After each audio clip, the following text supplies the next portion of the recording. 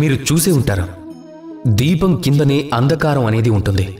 ఏ దీపమైతే ప్రపంచానికే వెలుగునిస్తుందో దాని కిందే అంధకారం ఉంటుంది. ఇప్పుడు చాలామంది ఈ విషయాన్ని ఈ రకంగా అర్థం చేసుకుంటారు. ఒక వ్యక్తి తనలో ఉన్న సమస్యలను పరిష్కరించుకోలేడు, కానీ ప్రపంచానికి వెళ్లి సలహాలు ఇస్తాడు అని. కానీ మనం దీనిని మరో దృష్టికోణంలో కూడా చూడొచ్చు. ఇక అదేమిటంటే, స్వయంగా కాలిపోతూ ఈ ప్రపంచానికి వెలుగును అదే ఇవ్వగలదు దేని ఆధారం శాంతంగా ఉంటుందో.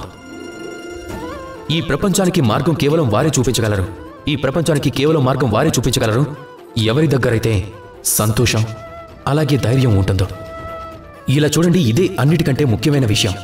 మన ఈ వివేకం ఎప్పుడు పనిచేస్తుంది అంటే, ఎప్పుడైతే మనసు శాంతిస్తుందో, ఎప్పుడైతే మనసు మృదువుగా ఉంటుందో. అందుకే మీరు మీ జీవితంలో ఏదైనా పెద్ద కార్యాన్ని చేయాలి అనుకుంటే అన్నిటికంటే ముందుగా మీరు ఈ మనసుని, ఈ హృదయాన్ని, ఈ వివేకాన్ని, ఈ ఆధారాన్ని, ఈ స్థలాన్ని శాంతంగా ఉంచడం నేర్చుకోండి. ధైర్యంగా ఉండండి.